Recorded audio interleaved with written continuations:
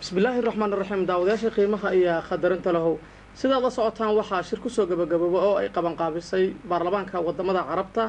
isla markaana wafdi heer sare uu hogaaminay Professor Maxamed Umar Dalha ay ka soo kacday xarunta baarlamaanka federaalka ku meel gaarka ah ee Soomaaliya ifadigiisu yahay magaalada Baydhabo Professor Maxamed Umar Dalha oo nagu soo booqday xafiiska telefishinka Universal oo ku yahay magaalada Qaahira ayaan waxaan kala sheekaysanaa qaabka u dhacay shirkaasi iyo go'aamadii ka soo baxay waliba asigoo la kulmay xogayaha guud ee jaamacadda carabta al Sayd Amir Musa waxyaabaha ay ka wada hadleen ayaanu kala sheekaysan doonaa Professor Maxamed Umar Dalha oo ah ku-xigeenka koobaad ee gudoomiyaha baarlamaanka federaalka ku meel gaarka ah ee Soomaaliya Dalha ku soo dhaw ugu horeyn telefishinka caalamiga ee Universal mahad waa dhawahay adoo mahadsan Ramadaan Kariim Allahu akbar Professor waxaan rabaa inaan wax ka weydiiyo shirkii aad ka soo qayb gashay isla markaana oo aad matalaysay baarlamaanka federaalka ku meel gaarka ah ee Soomaaliya shirkaas oo dhawaantan ka dhacay xarunta baarlamaanka ee wadanka Masar isla markaana looga hadlayo qodobo quseeya Soomaaliya ku saabsan isla markaana sanad waliba ka dhaca magaalada Qaahira maxaa quseeya arrimaha Soomaaliya oo shirkaas looga hadlay bismillahir rahmaanir rahiim mahad waa mahadsantahay sidaad xustay shirkan oo ahaa kii baarlamaanada carabta mar waliba ay ku yeelan jireen fadhiyo caadi ah iyo midaan caadi aan ahaynba xarunta ku meel gaarka haatan ee Qaahira isagoo fariisinkiisa rasmiga uu yahay Dimashq ayaa kal fadhigan wuxuu ahaa mid dhowr qodobo mid looga hadlay oo qaarna Soomaali gaar anaga noo ahaayeen qaarna ayna la wadaageen dunida carabta iyo waliba iyadoo doorashadii gudoomiyaha sanadkan qaban lahaa xilka iyo afartii ku xigeen iyagana sidoo kale la doortay marka waxyaabaha Soomaali anaga daan nahay aan ku lahayn ajenda ahaan ayaa waxa ugu muhiimsanaa ayadoo la soo dhaweeyay taageerana loo fidiyay howlaha dib u heshiisiinta Soomaaliya ee haatan ka socdaan dalka Djibouti ee aan walaalaha nahay iyo go'aamada ka soo baxay oo aad iyo aad loogu nuuxnuuxsaday sida laga maarmaan ay u tahay in la dhaqan geliyo adduunyadana markaasi iyadana ay isu garab taagto carabina kaalinta ay ku leedahay iyadana ay u qaadato waxaana sidoo kale iyagana laga hadlay sidii ay ugu soo biiri lahaayeen qaybaha ka maqan iyagana heshiiskaasi si ay meesha uga baxdo waxa la yiraahdo amni xumo iyo dhibaato Soomaali oo dagaal aan infinitive ah ama aan dhamaanin maartay inay sii daba taagnaato taas si looga badbaado ayaa iyagana inay ka fiirsadaan qolyihii qaatacay heshiiskaasi ee welina maartay iyaga halkoodii ka sii wada iska hor imaadyada iyagana loogu jeediyay baaq sidoo kale ayaa haddana si guud ahaan ummad Soomaaliyeed waxa loogu wada baaqay dhammaan hay'adaha dawliga iyo kuwa maxalliga ah ama kuwa iqliimiga ah ee dunida carabta ka tirsan ama ka tirsan aadaane mujtamaca dawliga in iyagana ay isu taagaan sidii Soomaaliya dhaqaale ahaan loo caawin lahaa waxna loogu qaban lahaa shacbiga Soomaaliyeed ee ku tabaalaysan adduunyada daafeeda kala duwan iyo gaar ahaan kuwa Soomaaliya gudaheeda ku nool sida aan la socono Professor Maxamed Umar Dalha jaamacadda carabta inta badan marka ay ka hadlayso Soomaaliya waxa ay soo hadal qaadaa kelmadda ugu dambaysa marka ay ka hadlaan arrimaha Falastiin Lubnaan wa Soomaaliya kale arrinta jaamacadda carabta ma wa Soomaalba ma waxyaabo kala duwan oo arrinta Soomaaliya waad arkaysaa dhibaatooyin baa ka dhaca qaraxyo baa maalin walba dhaca dhimasho dhacda ma wax ku saabsan arrimahaas wax ka qabanayaan jaamacadda carabta ma tiyo kale wada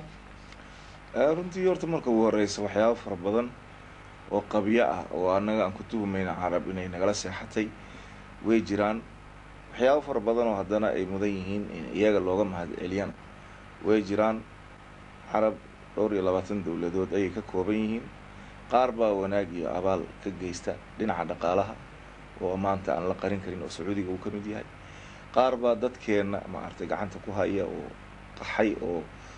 qaxootiye ku ah maartay dalalkooda oo Yemeni ay ka mid tahay Sacuudiga laftirkiisa uu ku jiro kuwa waxbarasho maanta dadkeena iyo maartay dhalinyaradeena Soomaaliyeed ee haatan wax ku barta dalkooda si aanan la inkiri karin iyaga ugu dhex nool oo isla markaasna wax ku barta oo ay masaari ka mid tahay maanta magaalada madaxdan aan joogno ee Qaahira maanta ardada Soomaaliyeed ee ku sugan ama Azhar wax ku baranayso ama jaamacadaha kala duwan Aynu Shamsi Daarul Culuum iyo 6 Oktoobar iyo ma gartay adiga aad iyo aad maartay runtii niyadaada ay u soo jiidanayaan. Professor Maxamed Cumar Dalxa waxaa jirta shir saddex ah oo ay qaban qaabisay jaamacadda Carabta kaasoo weli ka dhacay oo kii ugu dambeeyay ka dhacay magaalada Qaahira isla markaana heer wasiir oo jaamacadda Carabta ah in aysan ka soo qayb galin dawladda federaalka meel gaarka ee Soomaaliya waxaa la sheegayaa weli sida uu inoo sheegay sarkaal sare ee ka tirsan jaamacadda Carabta in khilaaf xoog leh uu hareeyay jaamacadda Carabta iyo dawladda Soomaaliya kaasoo uusan ka soo qayb galin wasiirka arrimaha dibadda Cali Jaamac Jingile taa maxaad ka leedahay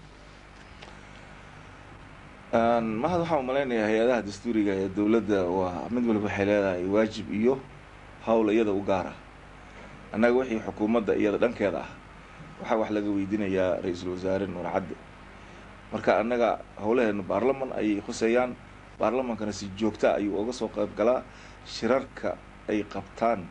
baarlamanka Carabta waana kan markhaati ayaad ka tahay go'aamada ka soo baxayna kuwa Soomaalidan waa ayay ka mid yihiin marka wixii xukuumadda xaggeeda ee ka jira waxaan jeclaan lahaa in wareysigaasi xukuumadda xaggeeda la aado.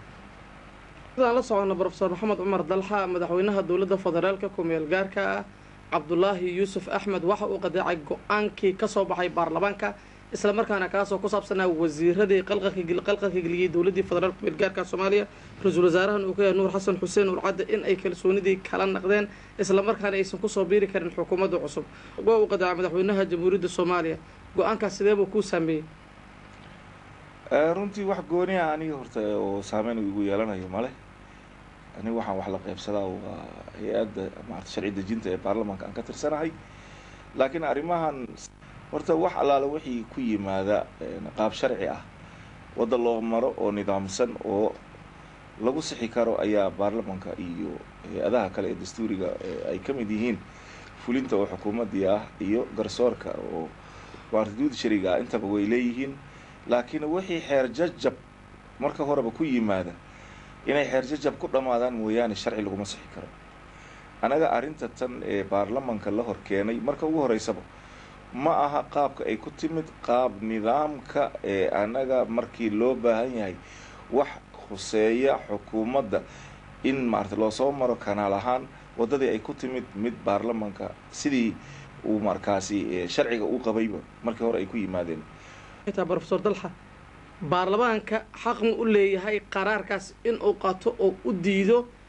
wasiirada iscasal in ay ku soo biiraan golaha wasiirada masaxaq uma laha baarlamaanka waxa uu xaq u leeyahay leexleexad ma ku jiraan baarlamaanka sharci dejiyaha dalka ugu sareeyo oo hay-adda loo baahan yahay in laga shidaal qaato wixiisana ku tirkuteen iyo sidaana ila tahay iyo waxay ahayd iyo compromise iyo ma aha wixiis waa wax details oo sharci ku qoran baarlamaanka agenda ayaa waxa asaga uu ka dooday ay ku yimaadaan agendahana waxa sameeya mar guddoonka baarlamaanka iyo gudiyadiisa madaxdooda kadibna markaas ayadoo baarlamaanka marka ugu horeysay laga helay ogolaansho ayaa baarlamaanka arrintaas sharciga uu uga doodaya.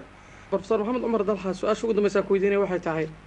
baarlamaanka Carabta shirka dib u heshiisiinta ee ka socda wadanka jamhuuriyadda Djibouti ee walaalaha iyaga ah 19 bishana lagu balansay inuu ka dhaco tusaale ahaan saameyn intee laga baad ka geysateen oo aad u gudbiseen baarlamaanka wadamada Carabta ka soo horjeeday iyaga sidoo kale oo adduunyadina goobjoog ay ka tahay Carabi laftirkeeda kaalin ay ka qaadanayso go'aan wada jira lagu wada gaaray dalka walaalaha ee Djibouti isla markaasna la filayo waliba in dawladda Sacuudigana xaggeeda marka loo gudbo in wax far badan oo aydan loo baahan yahay in lagu soo kordhiyo oo aydan halkaas si dhammaan ay u noqdaan qodobadii isla wada gaaray wax shaqeeya haatan sidoo kale Carab kaalinta looga baahan yahay oo iyadoo ay banaanta ayaa waxay tahay Soomaaliya ciidamo loo dalbaya inay yimaadaan oo Afrika leh ama yani dunida qaybaheeda kala duwan ka socda Carab kaalinta iyadoo uga banaan tahay inay iyadana ay qaadato haddii kalena waxay iska noqonaysaa inay sida adiga aad sheegtay markii horeba Lebanon iyo Falastiin iyo Ciraaq iyo maartay kaliya inay dadka ay iyaga kaliya ay carabnimada iyaga ay u yaqaanaan inteena kala daba ka riixnaan ku nahay. kaasi wuxuu ahaa Professor Maxamed Cumar Dalxa oo ka soo qayb galay shirka baarlamaanada wadamada Carabta xubin weyn ay ka tahay dawladda federaalka ku beelgaarka ee Soomaaliya asigoo ka soo kicitamay xarunta weyn ee baarlamaanka ee fadhigiisu yahay magaalada Baydhabo isla markaana soo gaaray wadanka Masar oo xarun u ah baarlamaanka wadamada carabta oo nagu soo booqday stuudiyaha telefishinka universal uu ku leeyahay magaalada Tanqaahira aad baad u mahadsantahay professor mahad adiga mudan Ramadaan Kariim Allahu akbar Allahu akbar